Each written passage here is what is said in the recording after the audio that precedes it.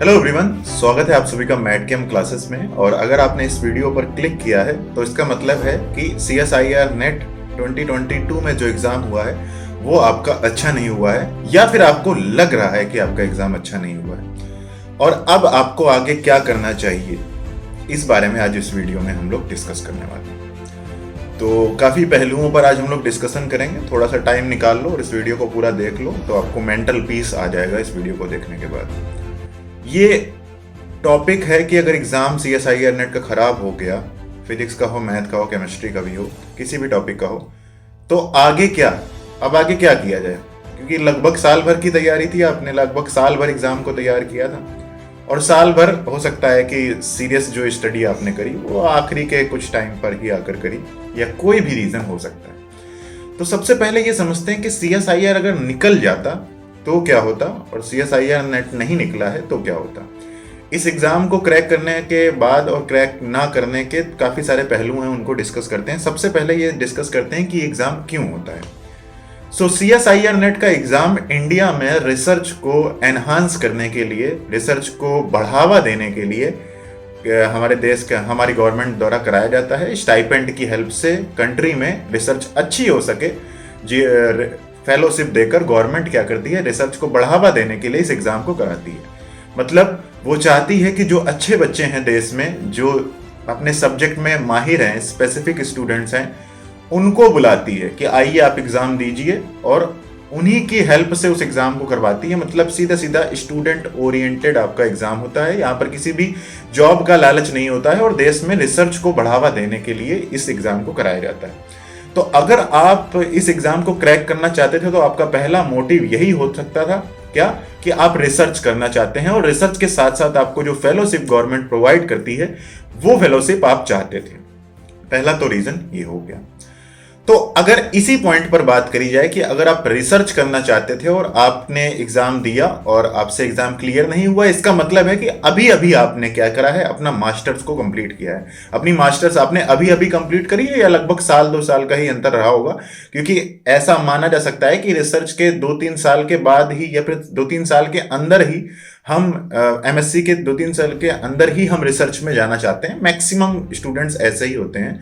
तो it means अभी अभी आपने केमिस्ट्री या फिर फिजिक्स या फिर मैथ अभी अभी MSc में पढ़कर खत्म करी थी, और आप चाहते हैं कि रिसर्च कर लें, और रिसर्च में आपको सरकार की तरफ से स्टाइपेंड मिल जाए ताकि आप आसानी से अपनी रिसर्च कर सकें।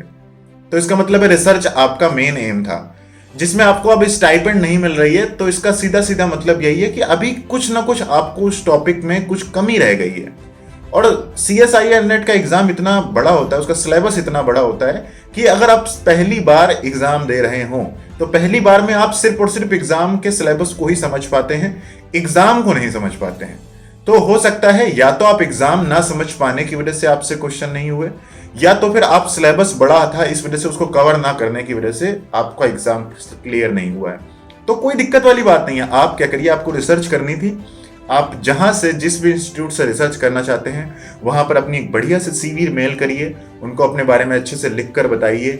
अगर आपने इससे पहले कोई ना कोई प्रोजेक्ट अच्छा कर रखा है MSc में, तो उसके बारे में वहां पर डिटेल्स में बताइए, और आप अप्लाई करिए रिसर्च के लिए। पहली चीज, रिसर्च के लिए अप्लाई कर दीजिए। वहां पर JRF ही नहीं मिलेगी, और अगर आप उस सब्जेक्ट में, उस टॉपिक में अगर आप अच्छे होंगे तो वो इंस्टीट्यूट आपको एक्सेप्ट करेगा इंटरव्यू के थ्रू। सेकेंड चीज हो गई, अब ये तो बात हो गई कि अगर आप रिसर्च के लिए थे तो रिसर्च आपने अप्लाई कर दिया। अब दूसरी चीज हो गई कि अगर आपने सिलेबस सही से कवर नहीं किया था, तो पहले अटेम्प्ट में, दूसरे अटेम्प्ट में नहीं होता है सिलेबस अच्छे से कवर। तो कोई बात नहीं यार, अभी कहाँ कुछ हुआ जा रहा है, आप रिसर्च के लिए अप्लाई कर दो और एक बार फिर से अपना सब्जेक्ट पढ़ लो। और इस बार सबसे अच्छी बात क्या है, इस बार सबसे अच्छी बात यही है कि भैया जो एग्जाम है वो 3 बार होगा, मतलब 2 बार और एग्जाम होने वाला है। तो 4-5 महीने बाद फिर से CSIR नेट का एग्जाम आ रहा है, तो 4-5 महीने आप सब्जेक्ट को एक बार फिर से पढ़ लीजिए। अभी आप आराम से 10 दिन, 15 दिन, 1 हफ्ते, 2 हफ्ते का ब्रेक लीजिए, और उसके बाद एक बार फिर से रिफ्रेश स्टडी करिए। जो टॉपिक आपने अच्छे से पढ़ रखे थे उनको रिवाइज कर लीजिएगा, और जो टॉपिक आपने नहीं पढ़े थे उन्हें एक बार फिर से पढ़ लीजिएगा। It is not a bad task, ठीक है। तो आप एक बार फिर से पढ़ लेना, और उसको पढ़ के आप पढ़ोगे ना तो आपके लिए ही फायदा है, ठीक है। आप अपने सब्जेक्ट को अच्छा ही कर रहे हो, किसी की दूसरे के लिए कुछ नहीं कर रहे हो। क्योंकि रिसर्च करनी है तो पूरे आपको काफी लंबे समय तक सब्जेक्ट को पढ़ना है, और काफी लंबे तक अगर आपको सब्जेक्ट को पढ़ना है तो इसलिए अभी अच्छे से पढ़ लो, एक बार और पढ़ लो। ये तो बात हो गई पहली, रिसर्च के बेसिस पर। अब पीएचडी में आपको जेआरएफ मिलनी थी, तो उसके लिए आप कुल मिलाकर सब्जेक्ट को एक बार फिर से पढ़ लीजिए, उसमें कोई भी प्रॉब्लम नहीं है। अभी आपका सब्जेक्ट के साथ सफर बहुत लंबा है। तो ये बात हो गई, क्योंकि जिनका जेआरएफ निकल भी जाएगा वो भी हो सकता है सब्जेक्ट अपना छोड़ने पड़ना, और 4-5 महीने बाद उनका कोई भी काम नहीं बचेगा, क्योंकि उनको खुद धीरे धीरे अपनी सब्जेक्ट भूल जाएंगे वो। और अगर आप पढ़ते रहेंगे तो आप कहीं ना कहीं इनडायरेक्टली उनसे आगे निकल जाएंगे, या फिर अपने लिए जो आप करेंगे ये रिवीजन वो काफी अच्छा रहने वाला है। सेकंड बात करते हैं, अगर आप लेक्चररशिप के लिए अप्लाई करना चाह रहे थे, आप चाह रहे थे कि मुझे लेक्चररशिप करनी है, तो लेक्चररशिप में भी 2 सिनेरियोज होते हैं स्टूडेंट्स के साथ। एक तो हम एमएससी के बाद ही जेआरएफ नहीं करना चाहते हैं और सिर्फ लेक्चररशिप मिलकर किसी कॉलेज में हम as a assistant professor job करना चाहते हैं, तो उसके लिए भी अब लगभग आपका पीएचडी मैंडेटरी हो गई है, तो वो एक चीज है। लेकिन अगर आप सिर्फ मान लीजिए एलएस निकालना चाहते थे, तो एलएस निकालने का मतलब क्या है कि नेशनल एलिजिबिलिटी टेस्ट लेक्चररशिप के लिए क्वालिफाई करना, कि नेशनल लेवल पर आपको जो आपकी जो लेक्चररशिप अगर नेशनल लेवल पर बनना चाहते हैं, तो उसके लिए आपको इस एग्जाम को क्वालिफाई करके अपने आप को प्रूफ करना है कि आपको अब नेशनल लेवल पर कॉलेज में जॉब करने के लिए आप एलिजिबल हैं। तो यार देखो, सिंपल सी बात है, समझना जरा ध्यान से। अगर नेशनल लेवल पर कोई एलिजिबिलिटी क्राइटेरिया सेट किया गया है कि अगर इससे ज्यादा अगर आपने ये कट ऑफ क्रॉस करते हो तभी आप एलिजिबल हो, इसका मतलब है कि कुछ ना कुछ कमी आपके अंदर रह गई है, और उस कमी को एक्सेप्ट करना आना चाहिए। हमें जिंदगी में हमें अपने फेलियर्स को एक्सेप्ट करना आना चाहिए और उस पर वर्क करना आना चाहिए। अब इसके 2 कारण हो सकते हैं। एक कारण तो हो सकता है कि आप बिल्कुल फ्रेश ही थे, आप अभी अभी आए हैं और अभी अभी आपने एमएससी कंप्लीट करी है, या फिर कई सालों बाद 5 साल 10 साल बाद आपने पहली बार तैयारी करी है, और पहली बार में आपने तैयारी करी और आप थोड़ी अच्छे से तैयारी नहीं कर पाए, और आपको लेक्चरर बनना है, आपको प्रोफेसर बनना है।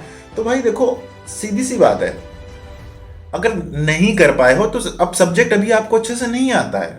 अगर सब्जेक्ट अच्छे से नहीं आता है तो कोई बात नहीं, 3-4 महीने और पढ़ लो, अभी हफ्ते 10 दिन का ब्रेक ले लो, 3-4 महीने और पढ़ लो, और फिर से पेपर दे देना। जून में फिर से पेपर होगा, कोई लंबा टाइम भी नहीं है।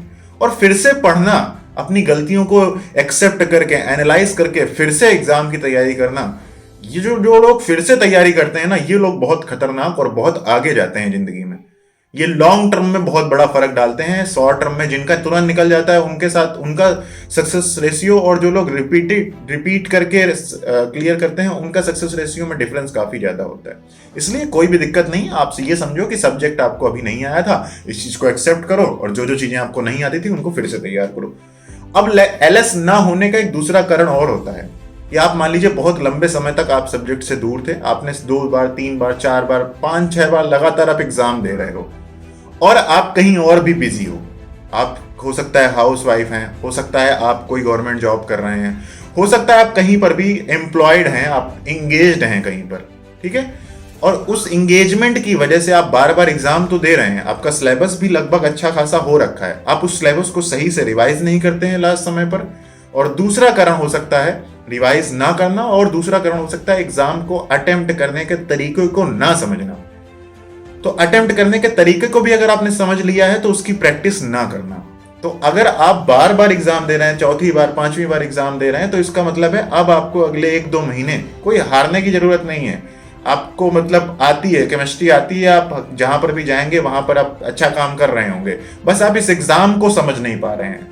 तो आप बाकी सब जगह अप्लाई करिए, जो भी आप सीखना चाहते हैं, करना चाहते हैं वो करिए, और इस एग्जाम को समझिए कि ये एग्जाम कैसे क्रैक किया जाता है, इसके एप्टीट्यूड को समझिए, यहाँ पर सेक्शन सी का क्या रोल होता है। हमें इसका मतलब है आपको ज्यादा से ज्यादा प्रैक्टिस करने की जरूरत है। आप प्रैक्टिस करिए, आप सिर्फ और सिर्फ टेस्ट दीजिए। आप 10-15 दिन का ब्रेक लीजिए, उसके बाद अगले 15 दिन में आप पूरा का पूरा केमिस्ट्री को फिर से रिवाइज करिए और फिर एक मेजर टेस्ट दीजिए। मेजर टेस्ट को सॉल्व करिए, किस तरीके से एग्जाम को क्रैक किया जा सकता है उसको सॉल्व करिए। नेगेटिव मार्किंग पर अपने हाथ संभालिए, टाइम मैनेजमेंट समझिए, एग्जाम को समझिए। तो आप सिर्फ और सिर्फ आपको अपने बिहेवियर, अपने एनालिटिक्स को क्या करना है, मतलब अपनी जो एप्टीट्यूड नेचर है, एग्जाम को सॉल्व करने का तरीका है, जो आपके अंदर कमियां हैं उनको, उन पर काम करने का समय है ये। तो कोई दिक्कत नहीं है यार, अपने फेलियर को एक्सेप्ट करो। कुछ गलतियां करी होंगी, हो सकता है कि आपने अच्छे से रिवाइज ना किया हो सकता है आपने एग्जाम को अच्छे से तैयार ना किया हो सकता है आपने सिलेबस सही से कवर ना कर पाए हो। तो ऐसे काफी सारे कारण हो सकते हैं, इससे हमें बिल्कुल भी निराश नहीं होना चाहिए। आपने अटेम्प्ट किया एग्जाम को, यही अच्छी बात है, और हर अटेम्प्ट आपको कुछ ना कुछ सिखा कर गया है।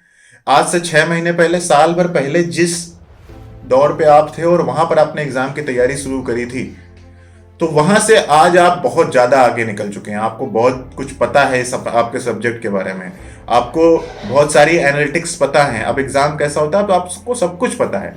अब आपको सिर्फ और सिर्फ अब जो दोबारा तैयारी करनी है, उस तैयारी में वो आप अपने लिए तैयारी कर रहे हैं, आप अपने क्वालिटी को बढ़ा रहे हैं। तो remember, if you are preparing for an exam, you are just improving your qualities. तो अपनी क्वालिटीज को बढ़ाइए। और एग्जाम क्रैक नहीं हुआ है सिर्फ और सिर्फ एग्जाम ना समझने की वजह से, तो एग्जाम को समझिए, उसके लिए प्रैक्टिस करिए। और कोई दिक्कत नहीं है, अभी कम से कम 10-15 दिन का ब्रेक लीजिए और फिर से स्टार्ट करिएगा इस तैयारी को, फिर से शुरू करिएगा इस जंग को। और ये समझ के इस जंग को स्टार्ट करिएगा कि ये तैयारी आपके लिए है, ये तैयारी आपकी क्वालिटीज को इंक्रीज करने के लिए है। और अब आप दोबारा इस मैदान पर उतरेंगे ना, तो आप बाकी सब से बहुत ज्यादा तेज, बहुत ज्यादा खतरनाक होंगे, क्योंकि आपके पास एक चीज होगी, उसे कहते हैं एक्सपीरियंस। तो आपको इस एक्सपीरियंस का फायदा उठाना है। जिन लोगों का 4 से 5 बार एग्जाम दे दिया है फिर भी क्लियर नहीं हो रहा है, तो सब कुछ छोड़ दीजिए, एग्जाम समझना शुरू करिए, कैसे क्रैक किया जाता है। सेक्शन सी में 25 सवाल करने के लिए सॉल्व प्रैक्टिस शुरू करिए। 1 घंटे में 60 क्वेश्चन में से 25 क्वेश्चन सेलेक्ट करने की प्रैक्टिस करिए, महीने भर करिए। सिर्फ और सिर्फ पूरा कोर्स रिवाइज करिए, क्योंकि अभी अभी आपने पढ़ा है, तो फ्लो को खराब मत करिए। क्योंकि आप लगातार करते जाओगे, जितना ज्यादा रिवीजन करोगे ना, उतना ज्यादा तुम्हें वो सब्जेक्ट आ जाएगा। और नेट का एग्जाम देना मतलब आप बिल्कुल टॉप लेवल पर हो। अब आपको आपके सब्जेक्ट के बिल्कुल हाईएस्ट लेवल पर हो। अब आप जितनी बार रिवीजन करोगे, जितनी बार अपने सब्जेक्ट को जितना अच्छा कर लोगे ना, सब जगह हेल्प मिलने वाली है। आपके पीछे लोग भागेंगे सिर्फ और सिर्फ आपकी क्वालिटीज की वजह से, कि आपको ये एग्जाम इतना अच्छे से आता है। तो जॉब की कोई चिंता नहीं करनी है। एलएस नहीं निकला है तो मैंने सारी बातों को 1 by 1 डिस्कस किया है। और लास्ट में यही कंक्लूड करना चाहूंगा कि एग्जाम क्वालिफाई नहीं होने वाला है या फिर एग्जाम खराब गया है तो कोई दिक्कत नहीं है। अपनी क्वालिटीज को बढ़ाओ, अपने आपसे जो गलतियां हैं उन गलतियों पर ध्यान दो, जो गलतियां हैं उन पर ध्यान दो। 2-3 महीने का, 4 महीने का ही समय है, फिर से एग्जाम आएगा, फिर से आप एक बार तैयारी करिएगा। और हार नहीं माननी है, हार बिल्कुल भी नहीं माननी है। हार मानने का तो कोई भी मतलब चारा ही नहीं है, होता है ये, इस बिल्कुल मतलब हताश तो होना ही नहीं है। एक अच्छी से छुट्टी लीजिए और उसके बाद एक बार फिर से आइए, जुड़िए हमारे साथ इस ऑनलाइन प्लेटफॉर्म में मैटकेम क्लासेस के। उसका ऐप का लिंक डिस्क्रिप्शन में दिया हुआ है। हम आप सभी के साथ कनेक्ट होंगे, आप सभी को आपके गोल तक पहुंचाने की पूरी कोशिश करेंगे। यही एक छोटा सा मैसेज देना था आप सभी को। Thank you so much guys for watching this video and don't forget to like this session, because आप जितना लाइक करेंगे उतना ज़्यादा हम आप सभी के साथ मोर इंटेंस वे में कनेक्ट रहेंगे लगातार। Thank you so much guys for watching this video. Don't forget to subscribe the YouTube channel of MATCAM.